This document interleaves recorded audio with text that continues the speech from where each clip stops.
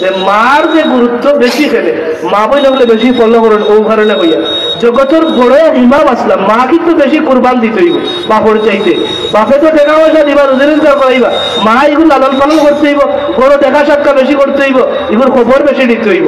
এক জগৎ বিখ্যাত আলিম আসলা যার নাম আছিল ইমাম রাবিয়াতুর রায় রহমতুল্লাহ আলাইহি যার সম্পর্কে ইমাম বুখারী রহমতুল্লাহ আলাইহি তার বুখারী শরীফের মধ্যে ওয়াকাল রাবিয়া হইয়া তাই একটা কৌল আনছিল বাপ কায়েম করছে তার সম্পর্কে আনই এই ইমাম রাবিয়াতুর রায়ের বাড়ি আছিল মদিনার তাই হযরত ইমাম মালিক রহমতুল্লাহ আলাইহি যে মালিকি মাযহাবের প্রতিষ্ঠাতা সেই মালিক রহমতুল্লাহ আলাইহির উস্তাদ আসলা সুবহানাল্লাহ আরো একটা বড় রহস্য হইল মজার কথা হইল যে ইমাম রাবিয়াতুর রায় রহমতুল্লাহ আলাইহি বয়স যখন 14 থেকে 15 বছর এই সময় তাই মদিনার সবচেয়ে বড় আলিম হয়ে গেছিল সুবহানাল্লাহ 14-15 বছর আলিম ওই এটা বুকর কথা আলিম হইছিল কত বড় লাগে তো তার বাপ যখন ব্যবসাত গেলা যাওয়ার সময় তার সন্তানদের পেটও তৈয়া গেছে নাকি আরবের মানুষ আগে ব্যবসা বাণিজ্যের যাইতা বেশি আমরা যারা বিদেশ যাই তারা ওলা বিদেশ গিয়া ব্যবসা করতে গরিব আছে আমার নবীর কারণে আরবরে আল্লাহ গণ্য করে নিয়েছে সুবহানাল্লাহ বললা আরে ভাই মক্কা থেকে মদিনাত আমার নবীজি যে জায়গাগুলো হিজরত করি করি যাবা আটি আটি গেছে আজ সেই মক্কা মদিনার এই হিজরতের চিহ্নের মধ্যে যত জায়গা গেছেন এই চিহ্ন এই মক্কা থেকে মদিনার যে দূরত্ব এই জায়গার মধ্যে সৌদি সরকার আপনার সন্ধান পাইছে 13টা সোনার খনি আছে সুবহানাল্লাহ আরো জুড়ে কইলা সুবহানাল্লাহ 13টা সোনার খনি আল্লাহ নবী যাবা আটিয়া গেছিল একটা খনি খাইয়াও শেষ করতে পারে দেখো 12টা মজুদ রয়ে গেছে সুবহানাল্লাহ সুবহানাল্লাহ গরিব দেশের মানুষ আছে মুহতারাম হাজিরিন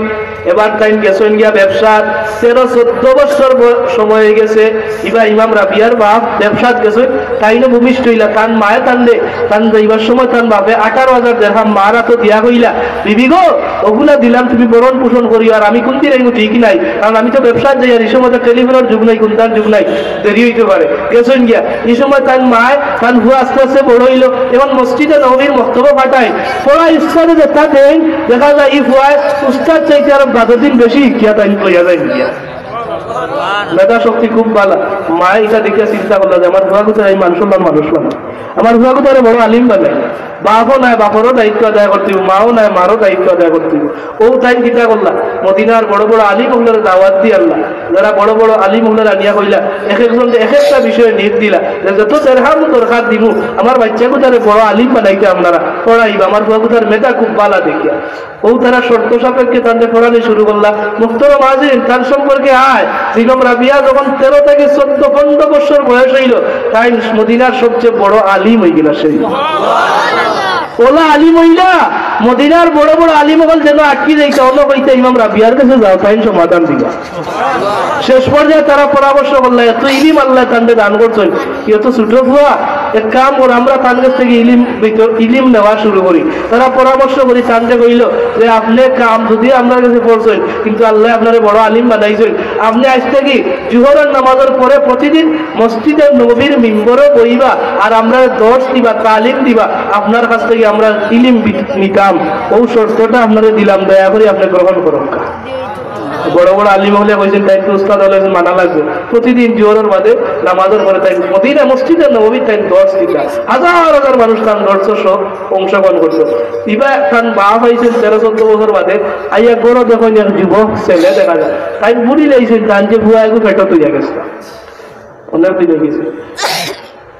দেখিয়া তাই বিবির ভাই খুব রাগ করলাম আইয়া আমাইছেন আমায় দেখুন যুবক খুব টকবকে যুবক কারণ 13-14 বছর বয়স এই সময় অনেক বড় দেখা যায় যখন তাই 13-14 বছর চুকেও মিলে না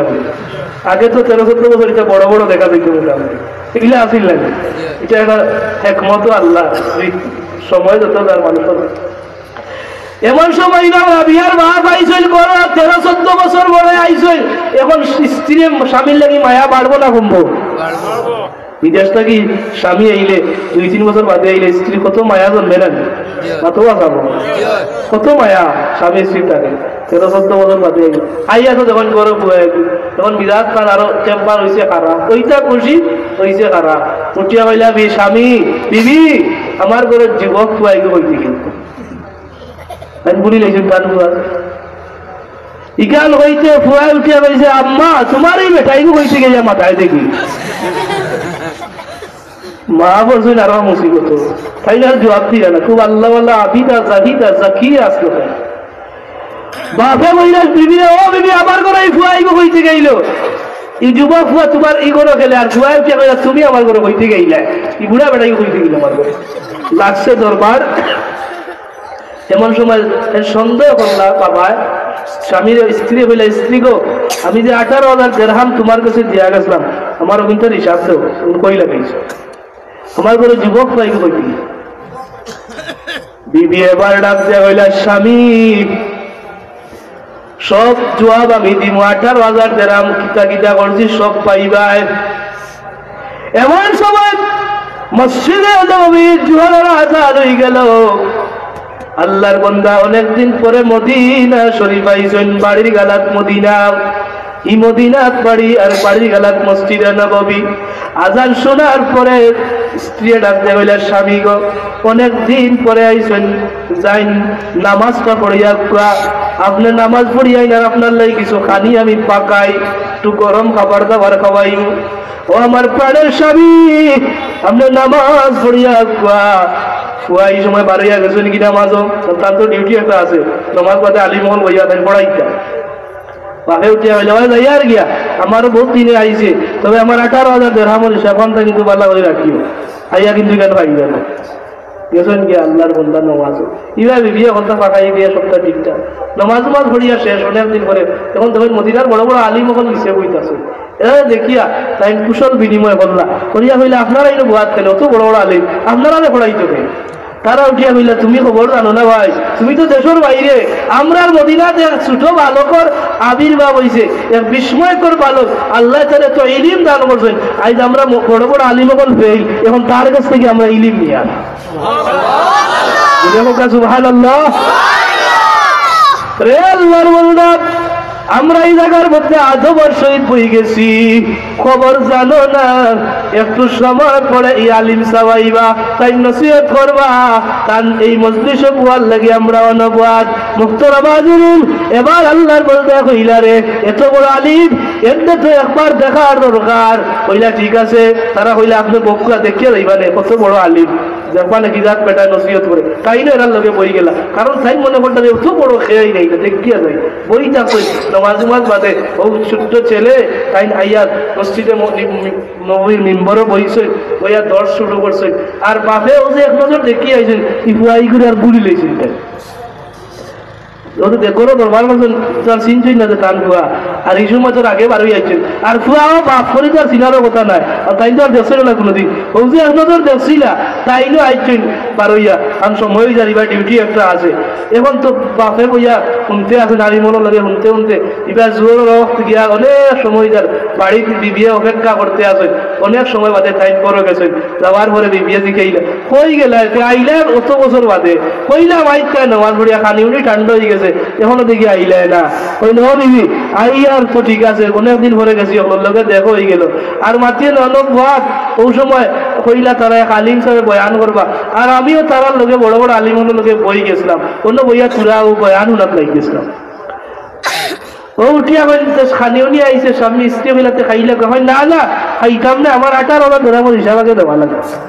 আরো ভুয়া হইতে গেল গুরু হিসাব দেওয়া লাগে তোমার ঘরে তো দেখছি বিয়ে উঠিয়া বললা স্বামী ঠিক আছে পাইবা আইলে কথা বলে না হইতো না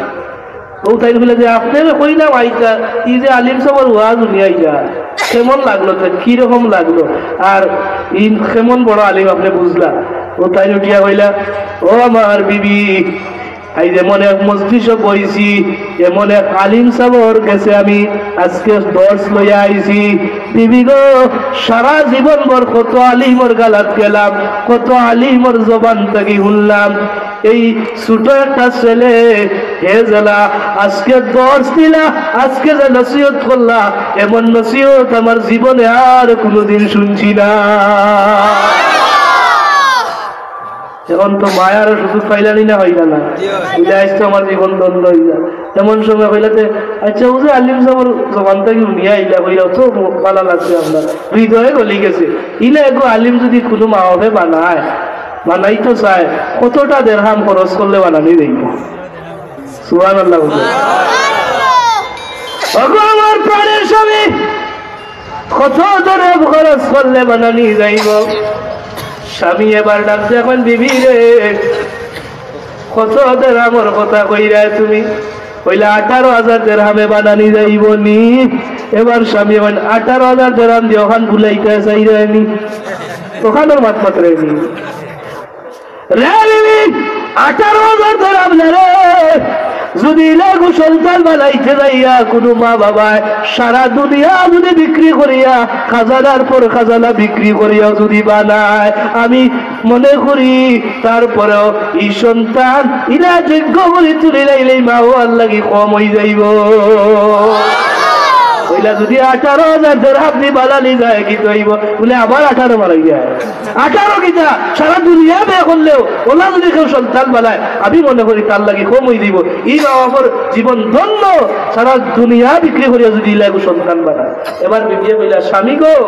এই যে সন্তান এত বড় আলিম হয়ে যায় আর কইরা 18,000 যদি 18,000 দেড়হাম দিয়ে বানানি যায় থে কি তৈব বলে তে আর কি তৈব তো লাখে লাখ হইব 18,000 দেড়হাম দিলে বানানি সম্ভব নয়। আজকে তাও নিয়াইছি বুয়াইগুলো আর অত বড় আলিম বলে যে সম্মান দেখাইয়া খুদ মদিনা মসজিদে নববী এই সন্তান তার মা বাবা বড় ধন্য গো বিবি যদি বলা এখন সন্তান আমরা থাকতো। এমন সময় বিবি উঠে হইলা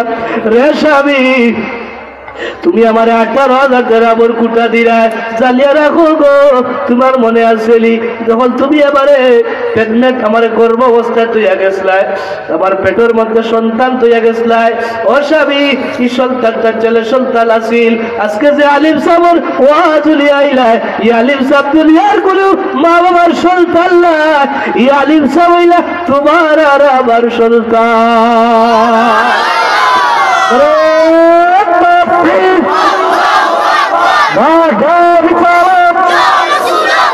আহলে সুন্নাত ওয়াল জামাত জিন্দাবাদ জিন্দাবাদ। আমার প্রাণের স্বামী তুমি যে আমারে প্রেগনেন্ট করিয়া তৈয়া গেছলাই আমি গর্ভবতী আসলাম এই বাচ্চাটা আস্তে আস্তে জমিনে যখন ভূমিষ্ঠ হইল আস্তে আস্তে বড় হইল আমার বাচ্চাটার আমি বক্তব্য ভর্তি করলাম আমি দেখলাম আমার বাচ্চাটার মেধা বড় বেশি এত বেশি তার মেধা আল্লাহ তাআলা এত বেশি ইলম দান করলা দেখলাম তারে দিয়া হইব আমার বুক পড়া আশা আমার বাচ্চাটার এগো বড় আলিম বানাইতাম। ও আমার প্রাণের স্বামী তুমি আমার স্বামী দেশ নয় বিদেশ দেশের বাইরে বাড়িয়ে করে নাই আমি আমার সন্তানের মার দায়িত্ব আদায় করতেইব তুমি বাবারও দায়িত্ব আমি তার আদায় করতেইব। এই কথা মনে করিয়া 18,000 দেড়হাম যে দিয়া গেছলাই আমি এগুলা নিজে খাইছি না কতদিন নিজে উপাস আসলাম গো স্বামী কতদিন আমি মা এই বাচ্চাটার লাগে আমি নিজে উপাস আসলাম কতদিন আমি না খাইয়া না ফির দিয়া আমি অনেক ত্যাগ তিতিক্ষার বিনিময়ে আমি আমার বাচ্চাটারে বড় করতে শুরু করলাম। আমার বাচ্চাটার বয়স যখন আস্তে আস্তে বাড়লো আমি দেখলাম আমার বাচ্চাটার এইভাবে পড়ার কারণে আর আমি মা তার লগে মেহনত করার কারণে আমার বাচ্চাটার আল্লাহ 14 বছর বয়স এই মদিনার বড় বড় আলিম বানাই লাইলা। এই সময় ফুয়াও আইছে আয়া তখন আবার এই তখন গুসা উঠি গেছে ফুয়ার আম্মা এই বেটা দেখে গেলাম যাওয়ার আগে এখন দেখি আবার করো এই বেটা কইছে খালি বারবার করো কি জানি এখন দিন দেখলাম না এই ভাইকে ইবা বাপ তো সিংলাইছিল আমার ফুয়ারে তুইয়া গেলাম আমার ফুয়া তো পেটোতে আমি দেখছি না বাপে তো হল করবাই ফুয়াতে কোনো জানে না তার বাপ যে বাবা ডাক দিয়া কইলা মা কইলা রে আমার সন্তান ইমাম রাবিয়া রে তুমি সিলটা লাই খেরে আরে পাবিয়া এইলা তোমার বাবা ওই যে বিদেশের জমিনে গেছলা তোমার বাবা ব্যবসার লাগি গেছলা আর আমারে তোমার পেটে তৈয়া গেছলা। এমন সময় ইমাম রাবিয়াতুর রায় রহমাতুল্লাহ আলাইহি আল্লাহ তান বাবার দেখে খুশিতে আত্মহারা বাবা দৌড়াইয়া আয়া ছেলেরে ধরিয়া কই বাবা রে তুমি আজকে আমার জীবন ধন্য করলে আজ মদিনার বড় আলিম হয়ে গেলে বাবা আমি তোরে চিনছি না বেলা এই কারণে তোরে কিছু কথাবার্তা কইছি আজ আমার জীবন ধন্য রে। বিবিরে জড়াইয়া ধরল কই বিবি গো হাতের মধ্যে চুমা খাই কপালের মধ্যে চুমা খাই কই বিবি গো 18,000 দেড়হাম লাগো যদি তুমি আমার সমস্ত সম্পদ বের করি লাইতে আমার বাচ্চা গুতার তোলে আমি বাবা হিসাবে তোমারে জানাইয়া দিয়ার সারা সম্পদ বের করলেও আমি বাবা তোমারে কোনো কিছু কইতাম না। এক আবেগময় দৃশ্য হইল। মুক্তর মাঝির ও কারণে কইলাম এটা মার কারণে না বাপর কারণে? কার কারণে? এখানে মার দায়িত্ব হইল বেশি, কারণ মা আপনি সন্তানকে বেশি বাইরে গালা আছে, বাপ বিদেশ থাকে, আমরা দেশে বেশি প্রবাসী আছে, ব্যবসা বাণিজ্য সারাদিন টাকা লাগে, কৃষি কামও সারাদিন টাকা লাগে, হবাই হবাই টাকা লাগে, আপনি মায় হায়া দিতা না, দুষ করলে মায়া বসে লুকিয়ে রাখেন। মার মায়া বেশি, তো বেশি মায়া দেখাইলে হইতো না, প্রতিষ্ঠিত করতে হইলে পরে যোগ্য বানাইতে হইলে আপনি মায় সবচেয়ে বেশি হক আদায় করা লাগবে। আল্লাহ আমাদের মা হলরে সন্তানের এই সমস্ত হক আদায় করার তৌফিক দিতে হোক, আমিন।